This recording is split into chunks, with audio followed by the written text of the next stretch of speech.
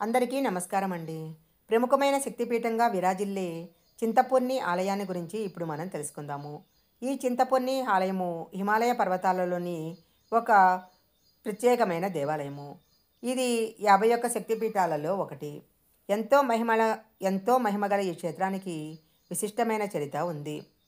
ఢిల్లీ నుంచి పఠాన్కోట చేరుకొని అక్కడి నుంచి టాక్సీలో స్వామి చిన్మయానంద తపోవన్ ఆశ్రమానికి చేరుకోవాలి.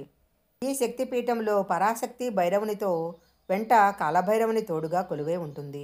చింతపొన్నిలో అమ్మవారి పాదాలు పడినాయని చెప్తుంటారు. ఇక్కడ అమ్మవారు విగ్రహ రూపంలో ఉండదు, పిండి రూపంలో ఉంటుంది. ఇక్కడికి వచ్చిన భక్తులు తమ చింతలు దూరం చేసే తల్లిగా అమ్మవారిని కొలుస్తుంటారు. తల పురాణానికి వచ్చినట్లయితే మస్తిక అంటే శిరస్సు, చిన్న అంటే లేదు అని అర్థము. శిరస్సు లేని దేవతగా ఇక్కడ మాతను కొలుస్తూ ఉంటారు. మార్కండేయ పురాణంలో దీని గురించి ఒక కథ చెప్పబడింది. చండీదేవికి రాక్షసులకి మధ్య జరిగిన యుద్ధంలో చండీదేవి రాక్షసులని ఓడిస్తుంది. అందులో సహాయపడిన డాకిని యోగినిగా పిలువబడే జయ విజయులు ఎంతోమంది రాక్షసులను సంహరించి వారి యొక్క రుధిరాన్ని తాగుతారు. కానీ యుద్ధానంతరం కూడా వారు విపరీతమైన రక్తదాహంతో ఉన్నప్పుడు చండీదేవి తన తలను తానే ఖండించి తన శరీరం నుండి వచ్చే రక్తధారలతో వారి దాహాన్ని తీరుస్తుంది.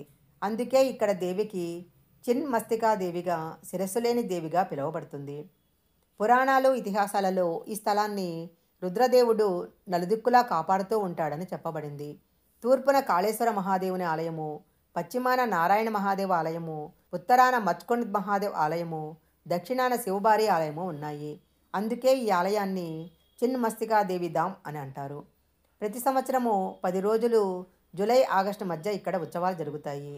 వీటిని సావన్ అష్టమి ఉత్సవాలుగా పిలుస్తుంటారు. ఇక్కడ అమ్మవారి మహిమల గురించి తెలిసి ప్రపంచం నలుమూలల నుంచి కూడా అనేక మంది భక్తులు ఈ ఆలయానికి వస్తూ ఉంటారు. శ్రావణ మాసంలోనూ, దసరా నవరాత్రులలోనూ, కార్తీక మాసంలోనూ ఇంకా అనేక పర్వదినాలలో ఇక్కడ విశేషమైన పూజలు నిర్వహించడం జరుగుతుంది. హిమాచల ప్రదేశ్లోని ఊనా నుంచి 47 కిలోమీటర్ల దూరంలో ఈ ఆలయం ఉంది. సోలాసింగి పర్వత శ్రేణులలో పర్వత శిఖరం పైన 940 మీటర్ల ఎత్తులో ఈ చింతపొన్ని అమ్మవారి ఆలయం ఉంది. 65 కిలోమీటర్లు ధర్మశాల నుంచి ఇక్కడికి అతి దగ్గర విమానాశ్రయము గగ్గల్, కాంగ్రా జిల్లాలో ఉంది. రైలు మార్గము ఊనా జిల్లాలోని అంబా నుంచి 20 కిలోమీటర్ల దూరంలో ఉంది. సుందరమైన ప్రకృతి దృశ్యాలతో ఈ పరిసర ప్రాంతాలన్నీ అలరారుతూ ఉంటాయి. ఈ వీడియో కనుక మీకు నచ్చినట్లయితే లైక్ చేయండి, షేర్ చేయండి.